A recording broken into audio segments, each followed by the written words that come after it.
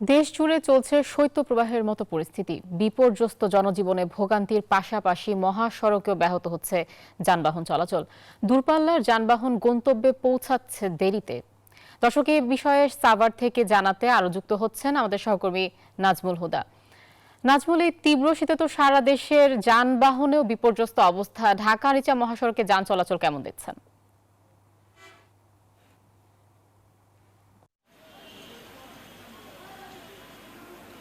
আয়েশা, আপনাকে ধন্যবাদ। আপনি যেমনটি বলছেন, এই মুহূর্তে রয়েছি ঢাকা রিচা মহাসড়কের নবীনগরে। আমরা দেখেছি যে তীব্র বাতাস এবং কনকনে যে শীত, সেই শীতে কিন্তু খেটে খাওয়া মানুষ কিন্তু আপনারা দেখছেন যে এখন তারা বের হচ্ছে। এবং আমরা যদি একটু দেখাই যে এই যে তীব্র শীত এবং এই শীতের কারণে আসলে খেটে খাওয়া মানুষগুলো, যেহেতু মৃদু শৈত্যপ্রবাহ বিপর্যয়ে জনজীবন, বেশিরভাগই খেটে খাওয়া মানুষের অনেক জায়গায় অনেক জীবনযাত্রায় স্থবির হয়ে পড়েছেন।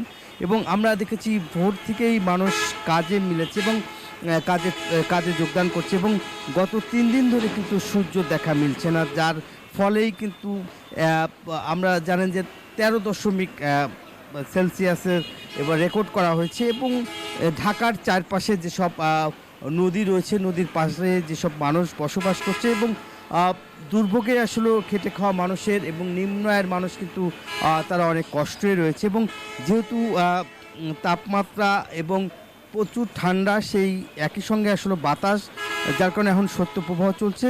এবং ঘন কুয়াশা কিন্তু আপনার চারপাশের মানুষের যে স্বাভাবিক যে চলাচল, সেটা কিন্তু আসলে করতে পারছে না এই ঘন কুয়াশা এবং কনকনে শীতে এবং বাতাসে কারণে।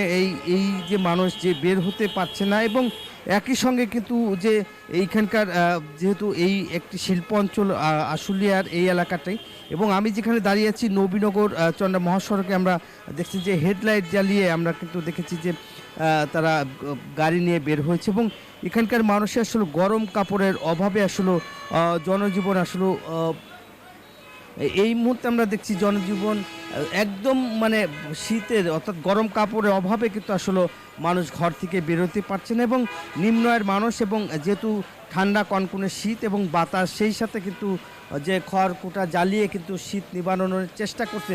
আমরা দেখেছি কেউ কেউ আসলে ছালা চট গায়ে দিয়ে এবং প্লাস্টিকের যে বস্তা, সেটি গায়ে দিয়ে তারা শীত নিবারণের চেষ্টা করছে। এবং এইসব মানুষে আসলে কষ্টের কথা বলছিলেন এবং তারা বলছিল গরম কাপড় বিতরণ করার জন্য। এই ছিল আমার কাছে নবীনগর থেকে ঠান্ডার সর্বশেষ খবর। ফিরে যাচ্ছি স্টুডিওতে। নাজমুল, আপনাকে ধন্যবাদ।